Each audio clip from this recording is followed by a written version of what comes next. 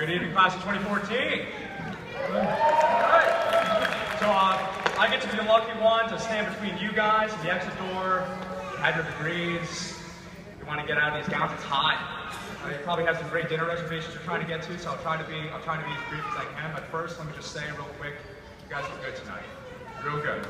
Especially Bo Lee in the front row here. Bo's actually wearing my graduation gown from last year, so I'm not too far removed from this class. Bo Lee, Bo, round of applause.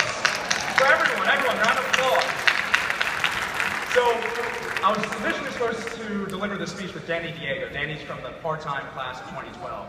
And unfortunately, she couldn't be here tonight, but for a great reason, because she gave birth to her first child. So they're doing well, and they just want us to be sure to keep them in our thoughts tonight. So Danny and I, the two of us, we were thinking about what's the most relevant thing to highlight coming from recent alums that would be relevant to the class of 2014. And we really thought of how we've changed as a result of the Smith program as being in. So naturally, what I thought to do was to dig up old admissions essays to see, what I was thinking back in pre-MBA life and see how things have panned out now that I've been out for a year and see what I have and I haven't achieved. And just to get a good idea of what I was thinking back then. And I have to admit, it was pretty tough to get through my essay. It's been a while since I've read something that wasn't in the point, like in a PowerPoint slide or email bullet points or maybe an occasional beer list here or there, but I powered through. I got through it. I think it only took me about 4 hours, 32 minutes or so to get through about 2 pages, but I was able to get through. And the question the essay asked was, and this is verbatim, was what are your specific postgraduate short-term and long-term goals, and how will a graduate degree from the Robert H. Smith School of Business assist you in achieving those goals? So it didn't take me long to realize that of all the things I had set myself out to do, I hadn't accomplished a single one of them. But why is that? And is it necessarily a bad thing that I didn't follow through? Well, let me just give you one example. So my postgraduate career goal was to, again, verbatim from the essay, was to manage both projects and employees in an e-marketing capacity, is what I said. It wasn't a terrible goal, actually, and I remember why I said that. It was, at the time, I was working as a project manager at this online software company, and some sort of e-marketing or software-based career seemed like a reasonable way to build upon my skills. So fast forward to my first month at Smith, and I was having a talk with a second-year student by the name of Ananda Karana, who had just finished up an internship at the Campbell Soup Company, which is where I work today. And he asked me what my career goal was, and I said to manage both projects and employees in the marketing capacity. But then he asked, is this what you really want to do? If I could do anything, regardless of whether it related to my previous career or not, would e-marketing still be it? And I told him, well, no, but I don't have a background in what it is that I really want to do, which was the food industry. Like going back, we were like in middle or high school, we'd have these career assessment surveys that asked you questions like, do you like to debate? And are you afraid of numbers? You should be a lawyer. Or mine was like, I apparently was a bit of a fat kid, so it said I should work in the food industry. But one thing had led to another, and I never got experience in that field. So with no experience in food or beverage, I believe I couldn't really do that because I didn't really have anything to back me up, even though it was ideally what I wanted to do. So then he asked, well, why can't you? Why can't you do what it is that you really want to do? It doesn't matter what you've done before, that's why you're here at Smith, is to be able to follow any opportunity you want to follow or to create. And fast forward to today, and that e-marketing dream that I talked about so articulately in that essay is an afterthought. Smith allowed me to scrap that goal and do what I truly want to do, which apparently is to sell soup. So it was something that I really took to heart, and something I kept on asking during my time here at Smith. And sure, so this whole thing was a personal example, but if I had to wrap up the mentality here at Smith, at this school, this program, this community, it's this attitude of why can't we? So when I started, the year's rankings had just come in Business Week, and we had fallen out of the top 30 MBA schools. Everyone knows this. We'd been there for like a decade, all the way down to 42, which is below our local rival Georgetown. So did the community want to complain about it? Okay, of course, a little bit, we did. But then the class asked, well, why can't we change things? Why can't we? And we did.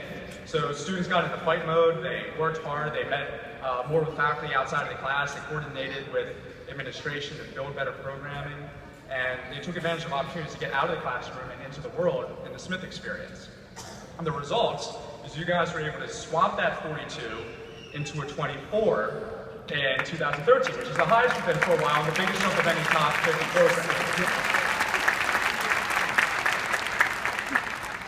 Another one of my most memorable times here at Smith was towards the end of my Smith stay, if you will. We were invited to something called the NBA games down at Duke, which is where they bring like 24 of the top NBA schools from all over the country, and we, in an effort to raise money for the Special Olympics. And you compete in two things. So one of the things is to raise as much money as possible, more than all the rest of the schools. And number two was to make the biggest fools out of ourselves in a choreographed dance competition. So the second part, that wasn't a problem. Like, we had that, we were fools, and we won easy. But raising the money in that first year, well, we didn't have what the other schools had, which was, they've gone to this event for years, they have the entire year to lead up to it, and just the know-how of being able to raise the money. I think our class had about 3 weeks or so. But there was a group from this class, from the class of 2014, that said, why can't we?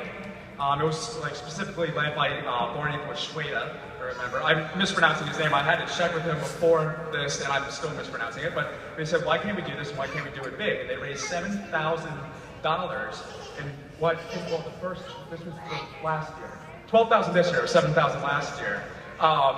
And they did so by, get this, they got professors to volunteer time to host dinners for students, which students would then pay money to spend time with their professors, more time than they had to outside of the classroom, in effect saying, you know what, our Maryland tuition dollars we're not paying enough, we need to give even more, which is, by the way, a great attitude to have as an alum. I'm sure the Department of Alumni Relations would love to keep that going.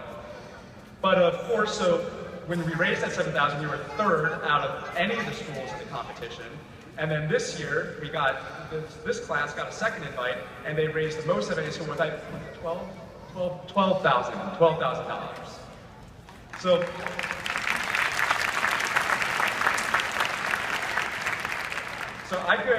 I could stand here and I could give a dozen more examples of what makes you guys great, and why you say why can't we for everything. But I don't want to take up too much of your time. So my advice, the bit I have is this: when you walk away from here and into your new careers, many of you to a new city, always continue to ask yourselves the same thing we've asked so well and consistently while we were here, which is, why can't we? And there will be times. Whether you can't get funding for a project, remember the projects the students got funded right here at Smith. Whether it be something as simple and small as a happy hour or something as big as their own startup company, said, well, why can't we do that? Or if you didn't know the right people, remember the folks who said, well, why can't I just get my dream job and go out to a career conference, land that, and dismiss any notion that University of Maryland, the Smith School of Business, may not have been a core recruiting school for some company? Or how about our friends from all over the world who ask, why can't I go across the world to get my MBA at the University of Maryland? I'm sure a lot of you will go even further with your careers. The point is, stuff is going to get in the way. But truly, what separates a Smith student from a slew of other MBAs out there, and I've really actually thought a lot about this, about what makes us different, is, and you guys know this, is you don't sit around waiting for things to happen. There's no silver spoon mentality in the program. Many of you had to fight to get in here, and you'll continue to fight to build your lives and your careers. But never forget, there's never a reason for why you can't do something. At least it'll never be because you're a Smith alum.